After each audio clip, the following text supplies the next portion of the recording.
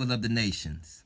This is the account of Shem, Ham, and Japheth, sons of Noah. Noah's sons who themselves had sons after the great flood. Okay. The sons of Japheth was Gomer, Magog, Madai, Javan, Tubal, Meshach, and Tyrus. The sons of Gomer, Ashkenaz, Riphath, and Togarmah. The sons of Javan, Elishah, Tarshish, the Kittim, and the Rodonim. From these are the Maritime people, spread out into the territories by their clans within their nations, each with its own language. So we are originally, when the earth was one in the first seal, around the tree of life at Ephesus. That was the paradise of God. From the time of Adam to the seventh generation, who they biblically call Enoch. Enoch ascended up to heaven and was with God. He walked with God 300 years. And that 1,000-year period ended with Enoch 3127 BC. That's the pre-dynastic period in Egypt. We call Enoch, in the Egyptian religion, he's called Thoth. Thoth the Atlantean, okay? That's the figure who they say is lined up with the biblical Enoch. This is the only image of the biblical Enoch. Thoth, that's Hermes. And the Europeans, the Scandinavian country, call him Merlin, the wizard, okay? He knew everything. He knew all of the things. He was the seventh generation of Adam. The sixth generation of Adam was called Jared. On the Egyptian's king list, there's something called Dejur. But you could take Dejur, right there, Ateti, Dejur. 305, it says 3055 to 3009 BC. That's Jared. In the pre-dynastic period, that's what I believe, who is the biblical figure, Jared in the Bible, in the generations of Adam, and when it talks about that in like Genesis, when Jared lived 162 years, he became the father of Enoch. And after he became the father of Enoch, Jared lived 800 years and had other sons and daughters. Altogether, Jared lived 962 years. And then he died. And Enoch had lived 65 years. He became the father of Methuselah. And after he became the father of Methuselah, Enoch walked with God 300 years and had other sons and daughters. Altogether, Enoch lived 365 years. Enoch walked with God. Then he was no more because God took him away. When Methuselah had lived 187 years, he became the father of Lamech. And after he became the father of Lamech, Methuselah lived 782 years and had many other sons and daughters. Altogether, Methuselah lived 969 years, and then he died. When Lamech had lived 182 years, he had a son. He named him Noah, and said, "He will comfort us in the labor and painful toil of our hands, caused by the ground the Lord has cursed." After Noah was born, Lamech lived 595 years and had other sons and daughters. Altogether, Lamech lived 777 years, and he died.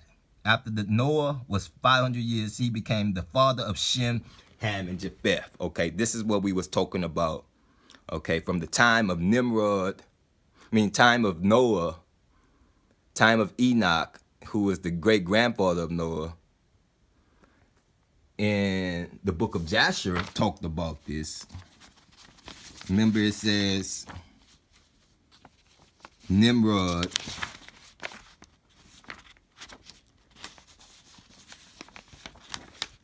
was 40 years old at the time. There was a war between his brethren and the children of Japheth, so that they were in the power of their enemies. Okay, start right there. And it also said something about this garment that was given to Nimrod that made him strong. Okay, this is what it says.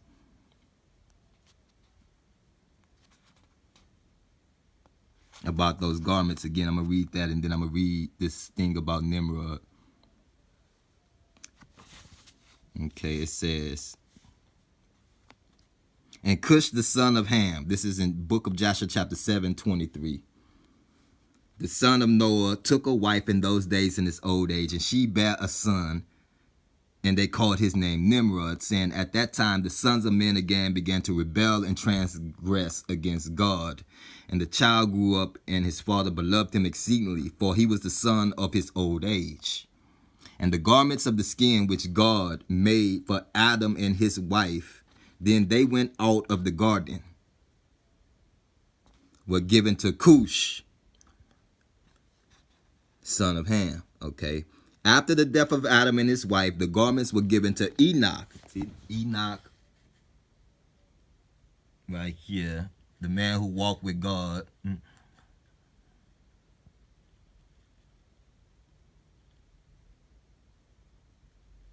And did 365 years. Enoch walked with God, and then he was no more because God took him away. Remember that. The garments was given to Enoch, the son of Jared. And when Enoch was taken up to God, he gave them to Methuselah, his son. See, Methuselah. Methuselah lived, what? 969 years, and then he died, right? All right. And at the death of Methuselah, Noah took them and brought them to the ark. And they were with him until he went out the ark. And in their going out, Ham stole those garments from Noah, his father. And they were with Cush many days. So the kingdom of Cush is in Ethiopia. So the garments that Adam and Eve wore when they were in the garden, when they found out they were naked, by eating that forbidden fruit that gave them the knowledge of knowing. And God said they were blameless in their nakedness at first, but then they had these garments. They were given to Cush. Cush inherited them in Ethiopia. So Cush also concealed them from his sons and brothers. And when Cush had begotten Nimrod, he gave those garments through his love for him. And Nimrod grew up, and when he was 20 years old, he put on those garments. Nimrod became strong when he put on the garments, and God gave him might and strength. And he was a mighty hunter in the earth. Yeah, he was a mighty hunter in the field, and he hunted the animals and built altars. And he offered upon them the animals before the Lord. And Nimrod strengthened himself, and he rose up from amongst his brethren, and he fought the battles of his brethren against all their enemies round about. So this was the beginning of the Trojan War. The beginning of the Trojan War. The first Troy would have been in the days of Nimrod. So the Trojans are those black people that come from the land of Cush. And all of the children of Ham are the Trojans. In the first Troy period. Now it was 7 periods of Troy. To the time of who they say is the biblical King David. The Jebusites and the Amorites and the Hittites were in the land, and King David of Israel became the king over those places, which was predominantly ruled by the Canaanite, or the children of Canaan, and the Canaanite priests, who were Baal priests. By the time of King David, David conquered them and took over all of those lands of the Amorites, the Hittites. And that's why Israel inherited Egypt for the Semitic branch of the family. So, okay. But before that land belonged to Nimrod. Okay. I want to start right there on that note. Nimrod, I believe, is this Narmer on the Narmer's palette. I don't believe that Narmer and Menes is the same person. I believe Narmer is Nimrod, who took over when he began to reign on the earth over the land of Menes. Menes, I believe, is the biblical man Noah, okay, in the Bible. What the Bible says Noah, Menes is the first king. pre-dynastic period, 3110 to 3056 BC. Narmer is Nimrod. Narmer is not Mendes. I think Narmer will be like in the 23, like in the beginning of the 6th dynasty, where this Nitocrates or Nitocris is right here. During the reign of Pepi, Neferkari, Narinri II, Nitocrates, Nitocris. Okay, that's the Old Kingdom. The Old Kingdom ended in the 6th dynasty, 2181 through 2180. The first intermediate period, there's an interregnum, 2180 through 2175. And in the 8th dynasty, there are 13 kings. This Neferkari, that's also in the time of Nimrod's reign. The 9th dynasty at Heracleopolis, which the Greeks call Hercules.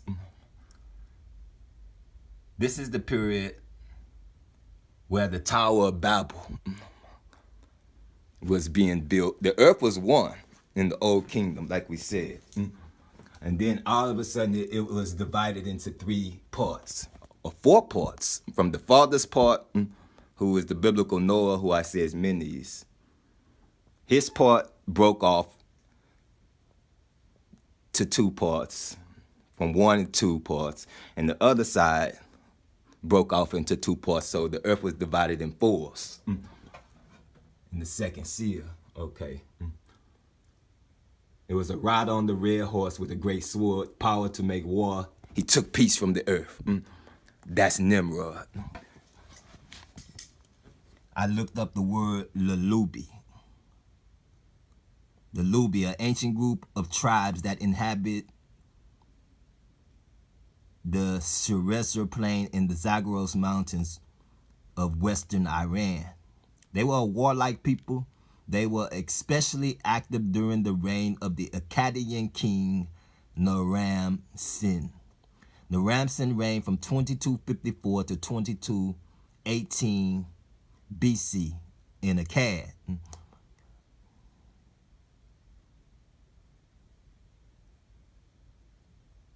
And at the end of the Akkadian Empire, 2334 through 2154 BC, the Lalubi were apparently subjugated by Naram-Sin, who commemorated his triumph on a masterpiece of Mesopotamian sculpture, the famous Naram-Sin stela. The tribes, however, soon regained their independence and resumed their harassment of southern Mesopotamia, happened to bring an end to the Akkadian Empire. Though later overshadowed by their more powerful neighbors, the Lalubi continued to be a source of unrest and trouble almost to the end of Mesopotamian history. So this Mesopotamian bloodline called the Lalubi. I looked in the book of Joshua chapter 7.